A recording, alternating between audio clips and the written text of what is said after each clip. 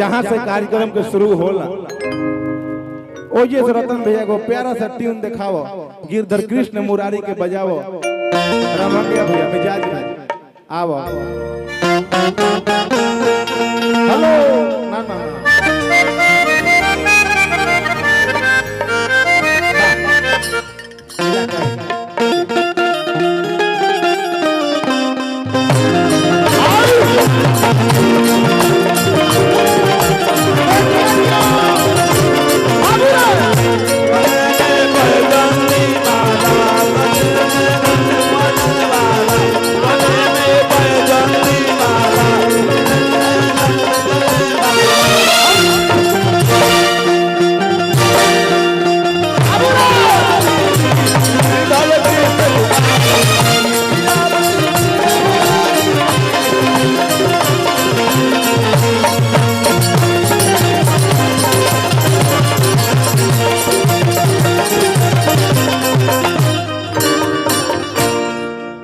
चलिए आई।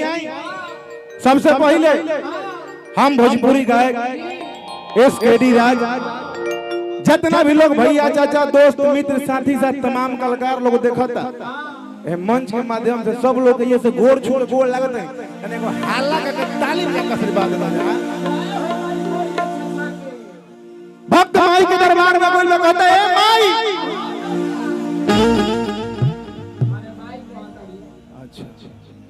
ए माई चाची चाची तो तोर बड़ा बड़ा छोट बड़ी रे, ये तोर चाची है 8 बजे में तोर चाची के बियाह का होगी रे। आ तोर चाचा कहां बड़ा? चाचा तू का चाचा तू हवाई है, चाची है। चाचा कहां बड़ा?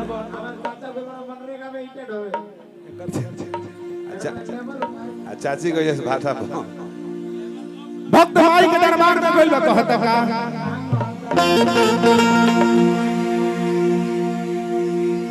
कि जय हो मैया मैहर वाली कलकत्ते के काली,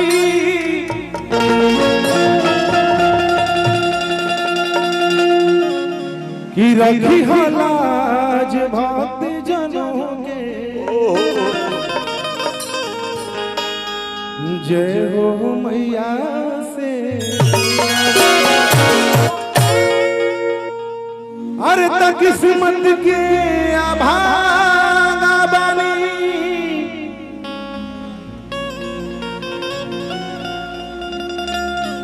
हर किस्मत के अभागा बनी,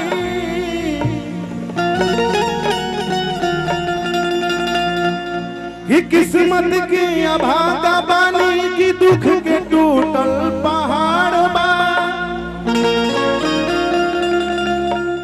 ऐसा भाभी चिलाज के बचा लो माई, इस संकट में पड़ल है बेटा एस.के.डी. तो हार बा,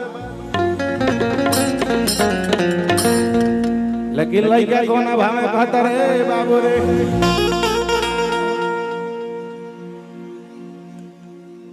अरे की हौसा तो सुर के रचैया, किया पसुनी लहरो बिनैया ये पिया, अरे वाली मोइया हो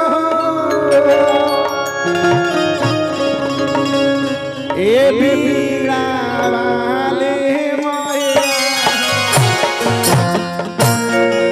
लेकिन कोना भाव में कहता बाबू रे,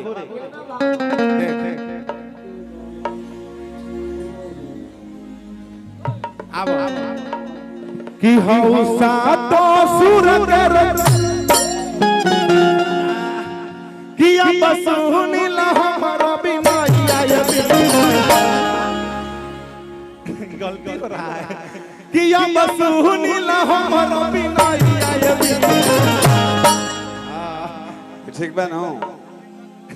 अब का ठीक बाई से बेसी रहुआ से बेसी के जान सकता। ए बीड़ा वाली मोहिया हो, ए बीड़ा वाली मोहिया, ए बीड़ा वाली मोहिया हो, बीड़ा वाली मोहिया।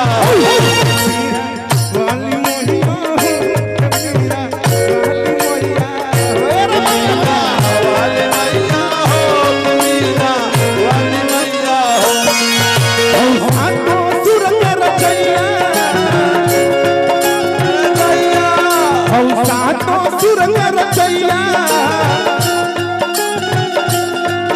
अब सुनी ल हमरो बिनैया ये बिना